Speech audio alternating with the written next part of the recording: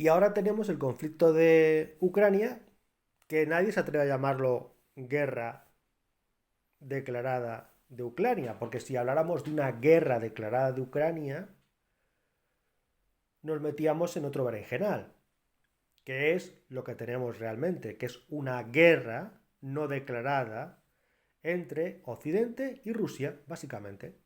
Es decir, tenemos una guerra no declarada entre la OTAN y la Unión Europea por un lado y Rusia por el otro. O sea, Rusia, un país enorme, pero evidentemente eh, pues, limitado en cuanto a su potencial económico, a su poderío económico, su poderío militar, su poderío sociológico, poblacional, etcétera. Pues bueno, es un país muy grande, pero que tiene evidentemente sus limitaciones. Se enfrenta él solo, ni más ni menos que contra el bloque de países eh, más industrializados y las economías más poderosas del mundo. Y es una guerra no declarada. Y con esta guerra, lo que pretende Occidente, eso que llamamos, eh, para simplificar, Occidente, con esta guerra lo que pretenden es debilitar todo lo que puedan a Rusia hasta el punto, si les fuera posible, de hundir a Rusia para poner en su lugar, para poner al frente de Rusia, pues a gobernantes amaestrados.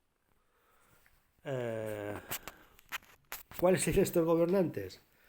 Pues precisamente gobernantes liberales, entre comillas, o liberaloides, o liberaldemócratas al estilo occidental. Me río porque hay un partido que se llama Liberal Demócrata en Rusia, pero que no tiene nada de occidentalista o pro-occidental, es todo lo contrario, es prorruso, es nacionalista, es incluso, en ese sentido, haciendo un paralelismo, se podría asimilar ese partido liberal demócrata ruso a lo que hoy mismo hay de ultranacionalismo en Ucrania, pero bueno, lo que pretende Occidente es colocar en Rusia a sus títeres, es decir, a sus liberales occidentales amaestrados que apliquen a rajatabla eh, eh, el modelo de gobierno de las instituciones internacionales mundialistas, Fondo Monetario Internacional, Banco Mundial, etcétera, etcétera.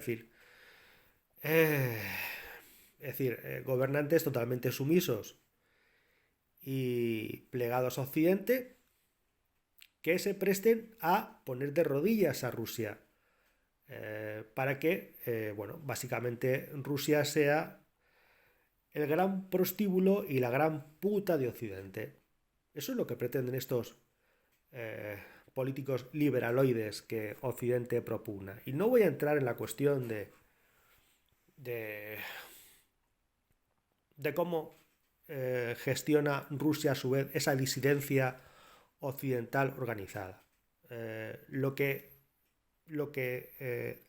quiero destacar es que es esa disidencia occidental, bueno, a todos los efectos, el caballo de Troya de los enemigos declarados, eh, eh, eh, crueles, vengativos de Rusia.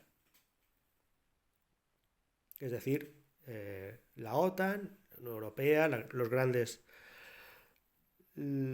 grandes potencias económicas del mundo que intentan pues convertir a Rusia en su gran patio de recreo y de robo de recursos naturales y de destrucción de su capital poblacional, ¿no? De la educación, el conocimiento, de la tecnología que atesoran los rusos, que es mucha. Porque en, en más de 80 años de Rusia, después de la caída del zarismo, que sería también otro tema muy interesante, discutir cómo cayó el zarismo. Es muy interesante porque han salido muchos documentos. Precisamente después de la URSS han salido muchos documentos y se ha trillado bastante los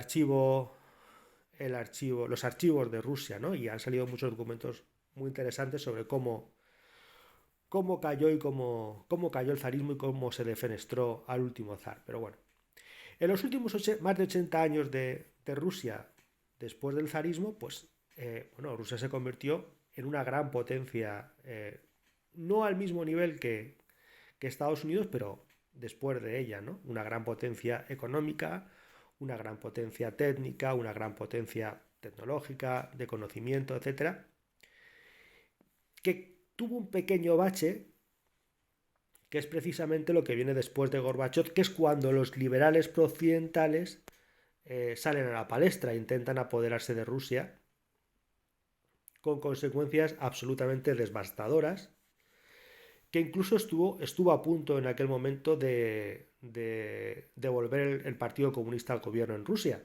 Estuvo, pero muy cerca, muy cerca. Y si no lo consiguió fue precisamente por todos los amañamientos, por todo el juego sucio, por todos los negocios que había en torno al poder que evitaron que los comunistas volvieran al poder en Rusia. Y lo que vino al poder en Rusia en lugar del comunismo fue un nacionalismo moderno, un nacionalismo moderado, que no tiene nada que ver con el ultranacionalismo de algunos. O sea, no es exactamente lo mismo, no es la Gran Rusia, no es la vuelta a la gloria zarista, sino que es un nacionalismo moderado y un nacionalismo tecnocrático, a todos los efectos de centro, ¿no? Hay en Occidente mucha gente que le da por llamar a lo que hay en Rusia y lo que hay en los países del entorno de Rusia, por llamarlos autocracias. No tienen ni idea de lo que es una autocracia. No tienen ni idea de lo que es un gobierno autocrático. El zarismo era una autocracia, pero una autocracia legítima. O sea, era una autocracia que incluso llegó a adoptar un modelo constitucional para legitimarse. El zarismo sí era una autocracia, y además era una autocracia con reglas. No era una autocracia de el zar hace lo que le da la gana, en plan déspota. No. La autocracia no es eso.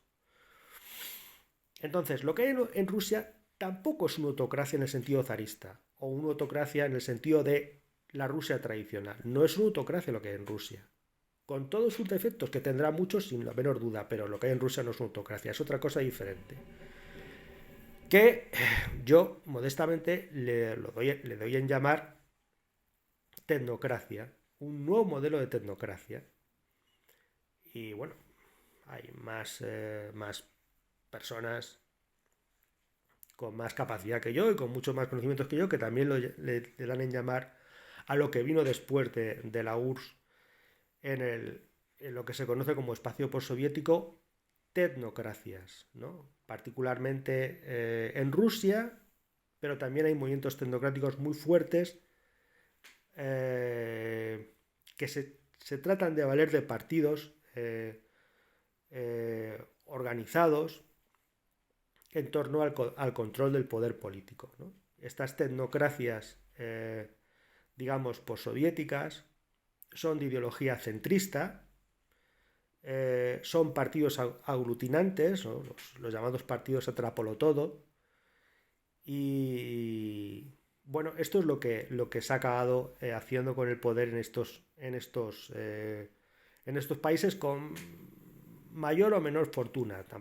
También habría que ver los detalles, ¿no? Porque evidentemente, estas tecnocracias surgen de la destrucción de la URSS y surgen de los escombros del anterior Partido Comunista en el poder en la URSS, del anterior PQS.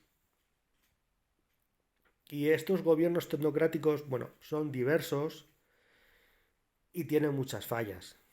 Tienen muchos problemas, pero tienen un gran tanto a su favor, y es que son capaces, han sido capaces en estos más de 20 años desde la desaparición de la URSS, estas tecnocracias han sido capaces de desarrollar una identidad nacional genuina, propia, que ya no tiene nada que ver ni con el tiempo soviético, ni mucho menos con el tiempo zarista, aunque algo de eso siempre hay. Es decir, hay algo del periodo soviético, porque evidentemente el periodo soviético fue enorme, fue un periodo de unos 80 años, casi 80 años, y una época que dio mucho de sí y que, bueno, instaló al mundo ruso en lo que es la modernidad. Y evidentemente estos países del espacio postsoviético también tienen algo que ver con lo que fue el zarismo, ¿no? Porque al fin y al cabo el zarismo fue lo que aglutinó y le dio una identidad más o menos similar, empezando por el idioma dominante, por el idioma mayoritario que es el ruso. Es el zarismo justamente lo que dio cierta identidad cultural a todos estos territorios que luego fueron de dominio soviético y luego han sido de dominio de una nueva élite política, que ha concentrado el poder económico, en definitiva que ha dado una nueva identidad nacional a estos países, a estos nuevos países surgidos de la desaparición de la URSS.